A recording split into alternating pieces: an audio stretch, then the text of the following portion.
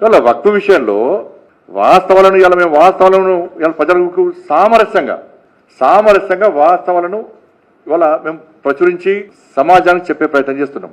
ఇవాళ ఏమైంది, ఇవాళ సెంట్రల్ వక్ఫ్ కౌన్సిల్ దాని నివేదిక ప్రకారం రిపోర్ట్ ప్రకారము 8 లక్షల ఎకరాలకు పైగా వక్ఫ్ ఆస్తులు ఉన్నాయి దేశవ్యాప్తంగా. 10 లక్షల కోట్ల రూపాయలకు పైగా ఇవాళ విలువ వేస్తుంది. ప్రతి సంవత్సరానికి 12,000 కోట్ల రూపాయల ఆదాయం వస్తుంది. మరి ఏ పేదలకు చెందుతుంది ఈ ఆదాయము? ఏ పేదలు ముస్లిం పేదలు చెందుతున్నది? ఇవాళ తెలంగాణ రాష్ట్రంలో 77,000 ఎకరాల వక్ఫ్ భూములు ఉన్నాయి. 5 లక్షల కోట్ల విలువైన ఆస్తులు ఉన్నాయి.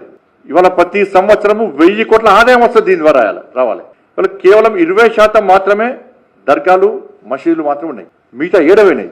మరి ఏ ముస్లిం పేదలకు చెందుతున్నది? ఇవాళ కేవలం ఓవైసీ లాంటి కుటుంబాలు, అటువంటి కుటుంబాలు బీఆర్ఎస్ లో ఉన్నాయి, కాంగ్రెస్ లో ఉన్నాయి.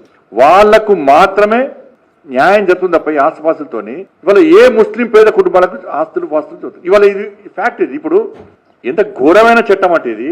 ఇప్పుడు మీకు నాకు చిన్న గొడవ జరుగుతుంది, నాకున్న ఒక ముస్లిం వ్యక్తికి గొడవ జరుగుతుంది ల్యాండ్ విషయంలో. నాకు టైటిల్ ఉంటుంది, డాక్యుమెంట్స్ ఉంటాయి, ఆయనకి ఏం టైటిల్ ఉండదు. ఆయన పోయి నేను వక్ఫ్కి ఇస్తున్నా అంటే కథం వక్ఫ్ ల్యాండ్ అది, నా టైటిల్ పనిచేయదు. ఇక టైటిల్ లేకుండా కూడా వక్ఫ్ ల్యాండ్ అవుతుంది, టైటిల్ ఉంటే నాకేం న్యాయం జరగదు.